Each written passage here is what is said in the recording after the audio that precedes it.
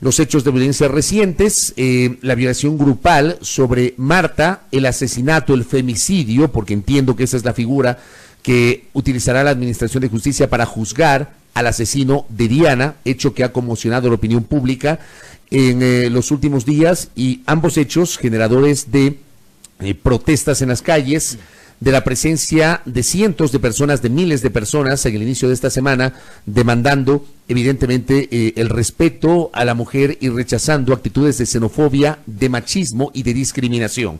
Frente a todo esto, ¿cuál es el papel de la Defensoría Pública? Nos acompaña el defensor público encargado, el doctor Ángel Torres, aquí en la mesa de trabajo de A Primera Hora. Doctor, bienvenido, qué gusto, buenos días. Bienvenido. Defensor, buenos días, un saludo muy especial a todos los radioescuchas, a toda la ciudadanía del Ecuador. Gracias por la invitación.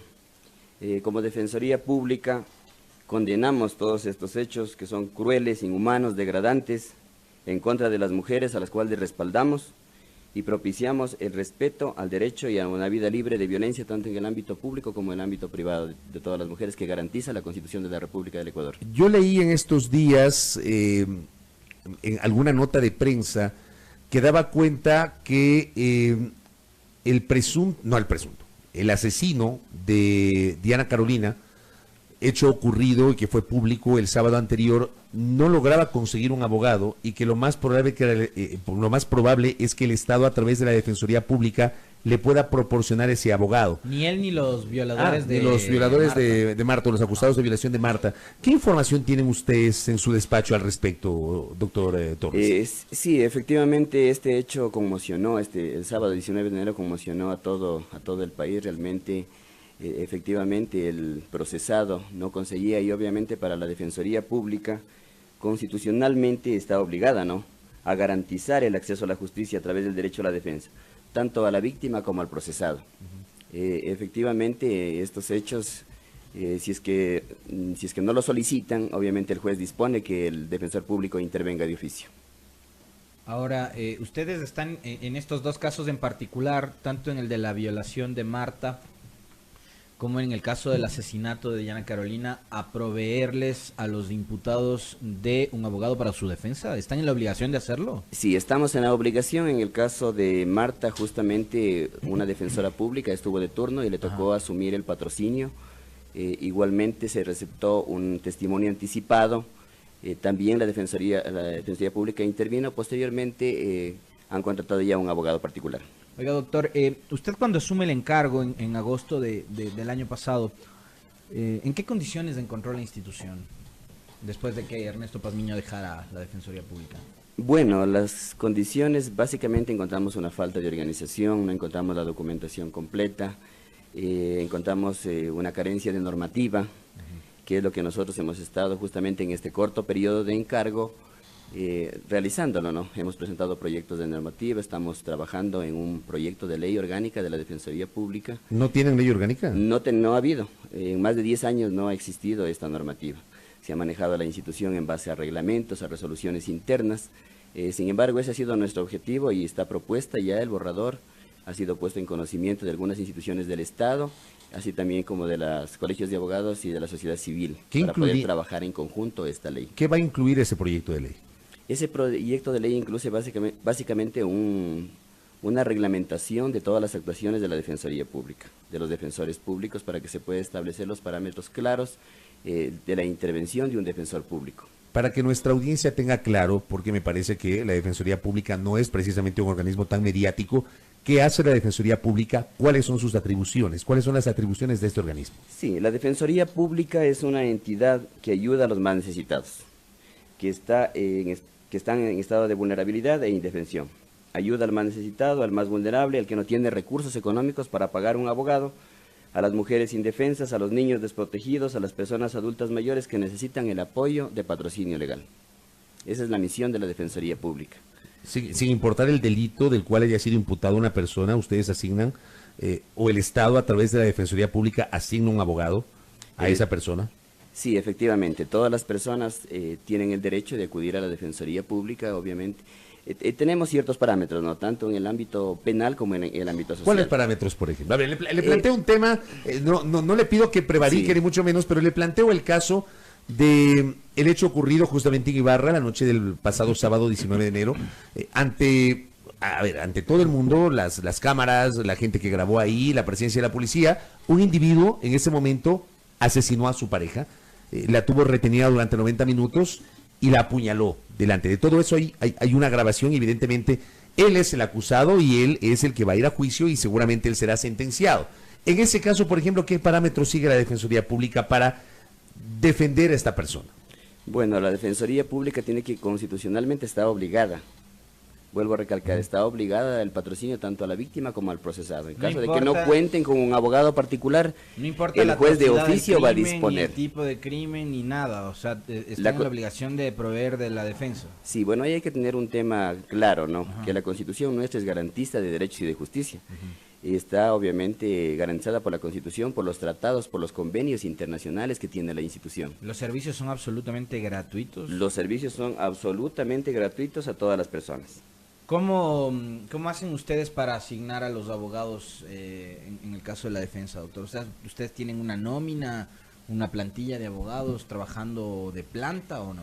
Sí, nosotros tenemos a nivel nacional 713 defensores públicos a nivel nacional. Ellos los tenemos distribuidos en el campo penal, social, víctimas, que son los campos que tenemos una distribución. De los 713 defensores públicos que tenemos, 356 tenemos en el área penal. En el área social, 219 y en el área multicompetente, que conocen todos los asuntos, 110 defensores públicos. ¿Este número es el ideal para este país con 17 millones de habitantes o no? ¿O cuál sería digamos, el número adecuado de defensores públicos? Bueno, los 713 defensores públicos son insuficientes a nivel nacional. Tenemos un déficit de aproximadamente unos 200 defensores públicos que nos harían falta para poder brindar el servicio integral a la ciudadanía en general. ¿Cuántos? 200 dice. Sí, 200 aproximadamente. Esto se da básicamente porque primero no hay recursos, no se han incrementado, hemos solicitado al Consejo de la Judicatura, al Ministerio de Finanzas que por lo menos se llenen las vacantes que existen actualmente existentes, que están a nivel nacional. Sin embargo, no se ha dado esa apertura por parte del Consejo de la Judicatura y tampoco del Ministerio de Finanzas. ¿Cuál es el presupuesto que tiene la Defensoría Pública?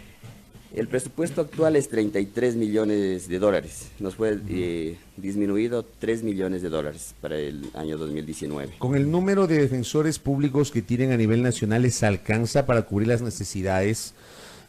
Tomando en cuenta que usted ya nos ha recordado, nos ha clarificado el hecho de que en representación del Estado proveen de abogados a quienes no tienen recursos para pagar justamente un patrocinio legal.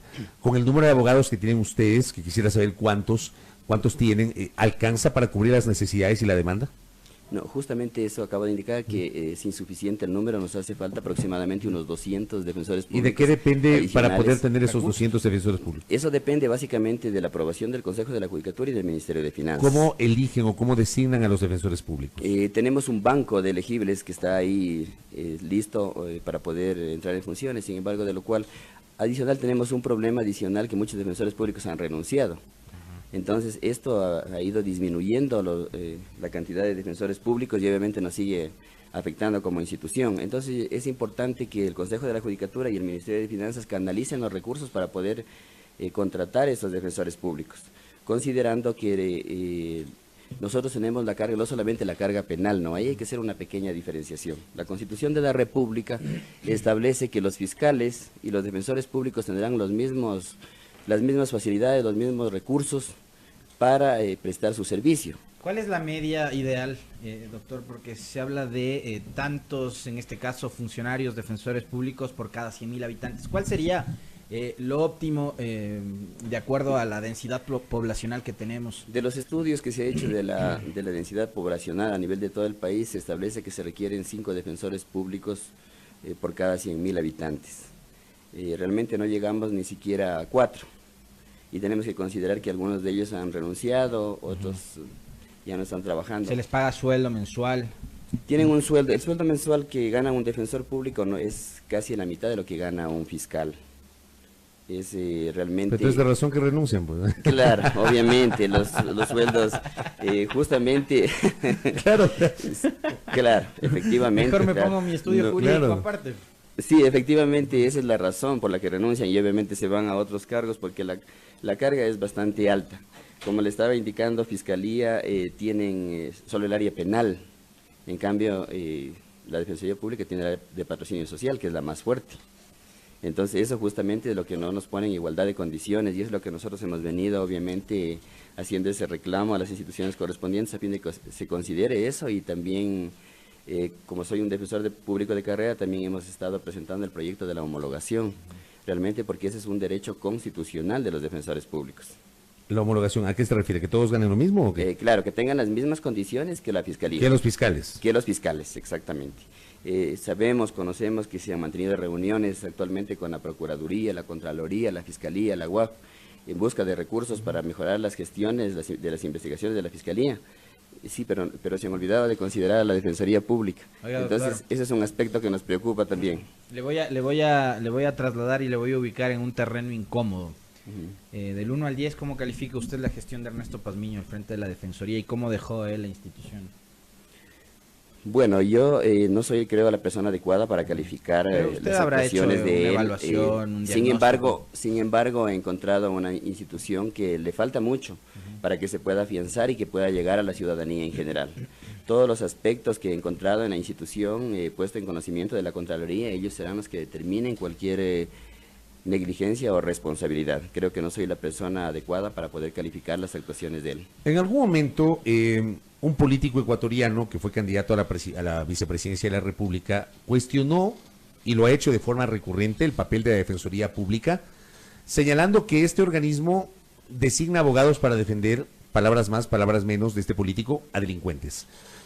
Hay un par de personas también en las redes, en la transmisión del Facebook, que dan cuenta de que efectivamente, y dicen, la Defensoría Pública defiende solamente a los delincuentes.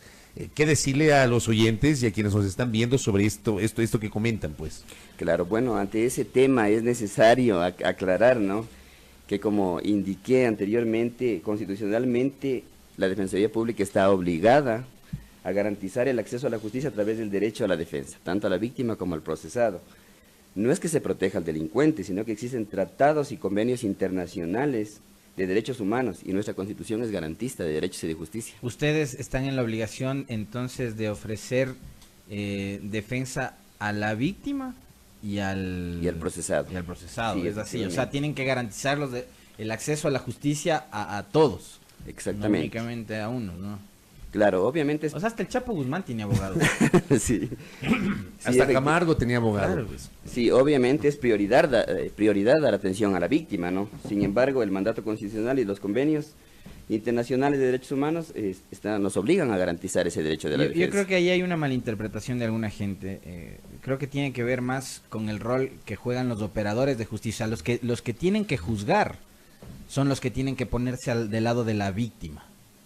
Ahí creo que hay una mala interpretación de alguna gente. Porque, claro, uno entiende que en un proceso judicial las dos partes deben tener un abogado que le defienda. Pero yo me imagino que este criminal, este sujeto vinculado con el asesinato de Ibarra, no debe tener ni los recursos, ni los contactos, ni el intelecto para buscar un abogado.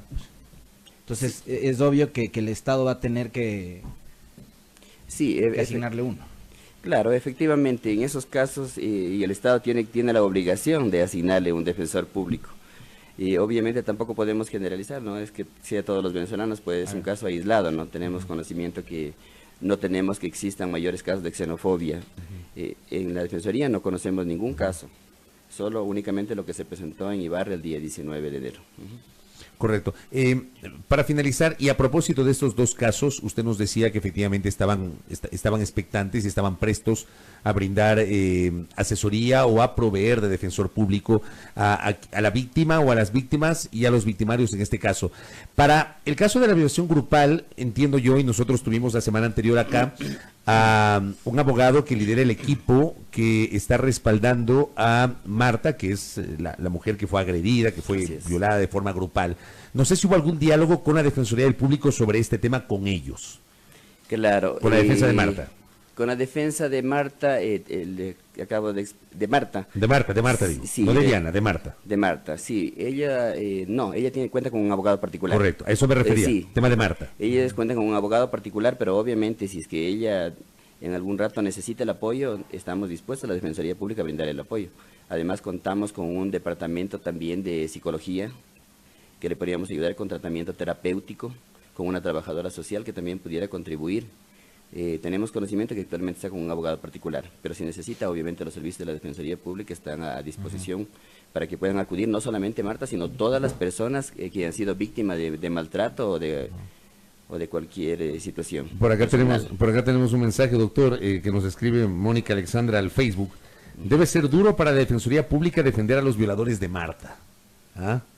¿Qué le parece? Bueno, lo que pasa es que hay que hacer una diferenciación, ¿no? El juez tiene que hacer su trabajo, el fiscal es el titular de la acusación. De la acción, de la acusación. Obviamente la Defensoría Pública, claro, es un trabajo duro para el realizar una defensa en esas condiciones, ¿no? Cuando existen pruebas fehacientes, es obviamente un trabajo muy duro hacerlo. Sin embargo, es nuestro trabajo y tenemos que cumplirlo. Creo que todos los defensores públicos están capacitados para brindar un servicio técnico oportuno, eficiente y eficaz. Correcto. Estamos entonces pendientes de cómo se desarrollan ustedes, ¿ah? Cómo desarrollan el trabajo por parte de la Defensoría Pública, y nos ha aclarado, nos ha clarificado que todos, digamos, los acusados, los encausados y también las víctimas tienen el derecho a tener un abogado, que es un poquito la materia por la cual hemos conversado con el doctor Ángel Torres en esta mañana. Doctor, gracias por el tiempo. Doctor, gracias. A ustedes muy amables por la invitación, les agradezco y un saludo a toda la ciudadanía. Gracias. El doctor Ángel Torres, defensor público encargado, conversando con nosotros sobre el rol de este organismo, algo que me llamó la atención con Tertulio. 10 años y no hay una ley de la Defensoría Pública. Creo que también esa es otra de las asignaturas pendientes de los últimos tiempos, ¿eh? El que nos ha comentado, se está preparando un borrador, o ya está un borrador de proyecto de ley de la Defensoría Pública, tomando en cuenta además que en la Constitución del año 98 no existía esta figura, que luego fue incorporada en la Constitución de Montecristi, pero 10 años y no se había desarrollado una normativa secundaria, una ley para respaldar el trabajo de los defensores públicos. Me parece muy interesante ese tema sobre el cual están trabajando. Y que la gente entienda además cuál es el rol que cumple la institución en la sociedad, porque eso de venir y decir que la defensoría está para defender a delincuentes, claro. Parece que es una visión totalmente sesgada y poco objetiva de el desempeño que tiene esta institución, pero como tú bien señalas, el hecho está en que debe haber una ley, un reglamento que además a la ciudadanía le permita informarse de cuáles son, digamos, las asignaciones o las competencias que tiene la entidad. Y tú bien lo notabas, ¿no? Hasta Chapo Guzmán tiene abogado defensor. Claro. Gracias al doctor Ángel Torres, 7 de la mañana con 4 minutos, pausa en la primera hora.